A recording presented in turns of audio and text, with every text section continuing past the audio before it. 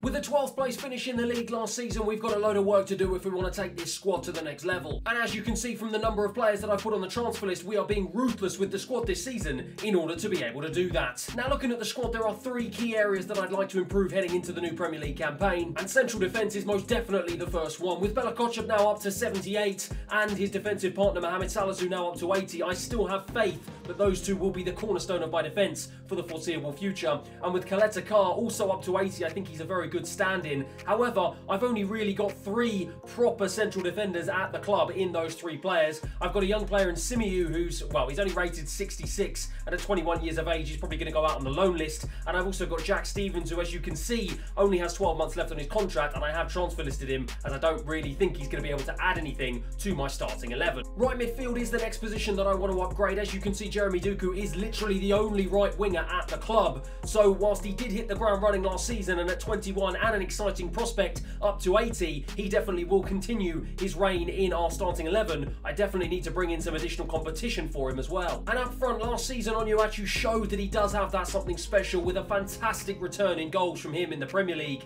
But unfortunately, the same can't be said for Che Adams, and as his contract is also expiring in 12 months' time, I've decided to put him on the transfer list, and I'll also be looking for a striker to try and provide some additional competition for this man. And with the board wanting me to take the step up from 12th to finishing in a Europa League spot this season, we have to make sure that our recruitment is on point if we want to progress. Unfortunately, with a budget of 67 million, I think we do have enough in the bank to make some decent transfers. And with Che Adams making an early £7.5 million switch to Montpellier in France, it is going to be up front that we are going to be starting first. Now, Southampton have a history of bringing in young players from Chelsea, more specifically in recent years, Tino Livramento at right back, and so I'm planning to continue that tradition here today on FIFA by looking at young striker Armando Broja. At £19.1 million, he will become the first summer signing in Season 2, and at 78 rated, showing great potential, I think he could potentially be a fantastic striker to add to our ranks. He's got great overall physical stats, he's got decent shooting, decent pace, and at 21 years of age, he's got ample room to grow and develop.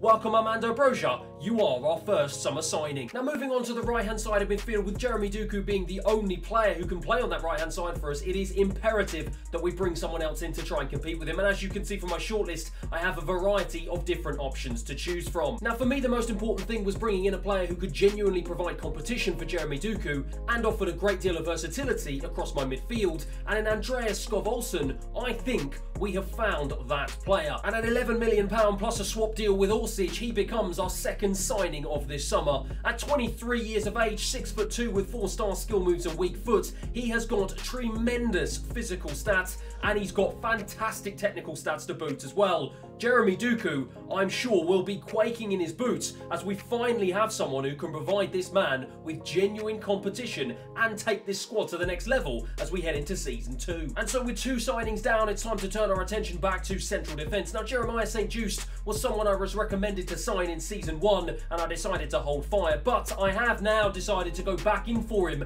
at the start of Season 2 to make him £14 million later our third summer signing of the season. And at 78 rated, 26 years of age and at 6'1", he brings much needed experience to my backline and he will provide the likes of Kaleta Carr, Salazou and also Bella with some decent competition. He has something that a lot of my other defenders don't have, and that is incredible acceleration and pace that will allow us to continue to play a high line. I think he comes in, provides some decent competition for these two and hopefully allows us to continue our progression this season. And so with that business done and with 44 million still left in the transfer budget if I need to bring in any additional players, we have also managed to secure some loan deals for some of our younger players like Samuel Duzi to Almira and Ruben Varela to Bromby. But just as I thought my squad was shaping up nicely heading into Season 2, Leicester City decided to come along and meet the release clause of my left back Roman Perud. And with our first game of the season against Newcastle just round the corner and not that long left in the transfer window, it meant that I have decided to shortlist a couple of players who can play at left back, but because I don't have the time to actually go and scout them,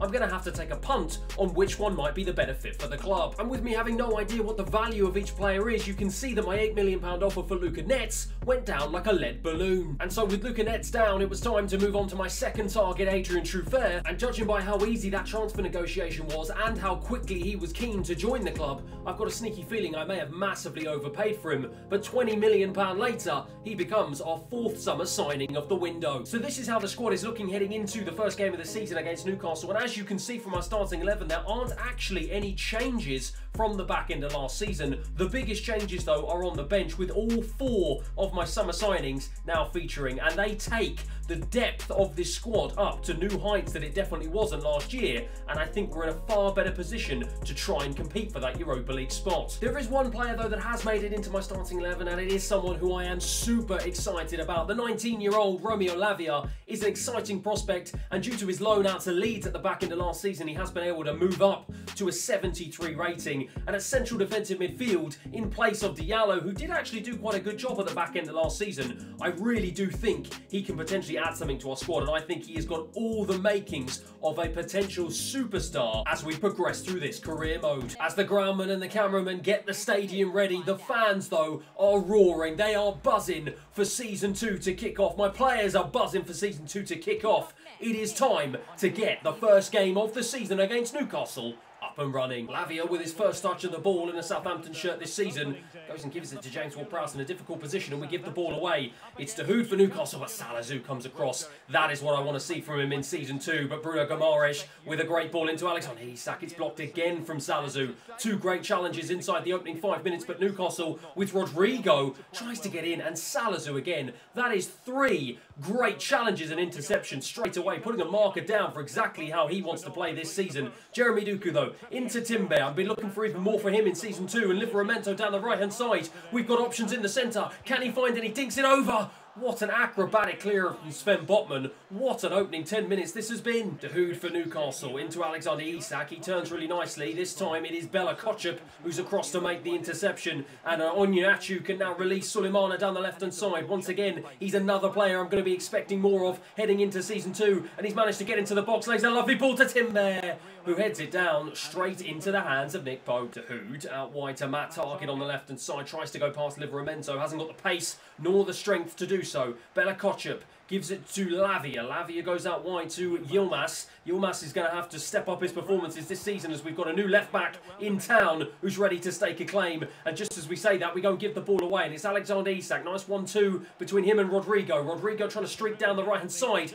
Salazar again is there. What an incredible opening day he is having so far. Livramento on the right-hand side. Livramento looks for Jeremy Doku. Nice play into him. He's got the beating of Matt Target. Can he get past him? Yes, he can. He's got the pace. Just runs it out of play. Salazar, I sung his praises in the first half, and he's giving it away. And it's a power shot from Rodrigo into Bazunu. And Bazunu can't do anything to stop St. Maximin rebounding on the second ball as he powers the ball past him inside 50 minutes to give Newcastle a 1-0 lead. Suleimana's going to try and go right the way over to the right-hand side to Jeremy Doku. Lovely take from him. He's going to try and twist and turn. It's been a really good battle against Matt Target, but he's just won the battle there. Whips the ball across, looks for Suleimana.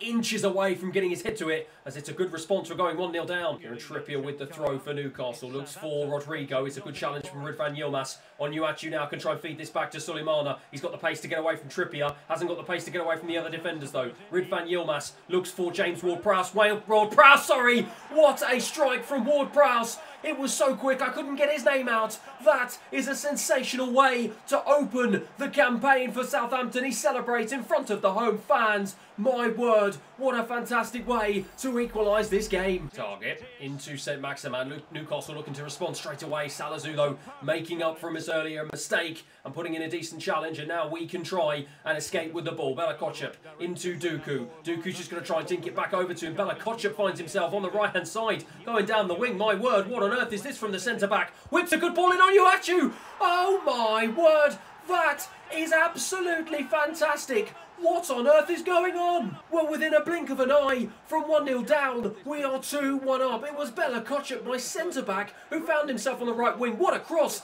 And look at that from Onyeachu, a bicycle kick to just power it past Nick Pope. My word, that is a sensational reply to going 1-0 down. And Southampton find themselves 2-1 up. Joe Linton into Alexander Isak. He turns nicely, gives it to Dahoud. Newcastle looking to respond straight away. Matt Target drives into space in the box. Alexander Isak has it. and it's St. Just, the substitute, who's come on for his debut in place of Salazar, who put in a tremendous challenge, and we managed just about to escape with the ball. Joe Linton for Newcastle. They start to put the pressure on in the final 10 minutes of this game. No one putting a challenge in on him. Lovely play from Alexander Isak, and Bazunu forced into a save with just under 10 minutes remaining. It's going to be a short corner here. The Newcastle are going to look to take is going to be Rodrigo into St. Maximan. Uses his skills to get past James Ward-Prowse easily, but Bella Kotchap with the big head. An assist is not enough for him, looking to still make defensive challenges. And Jeremy Doku's going to try and use his pace, and he's going to feed in Armando Broja. Broja on as a substitute, drives into the box, looks for his first goal in a Southampton shirt,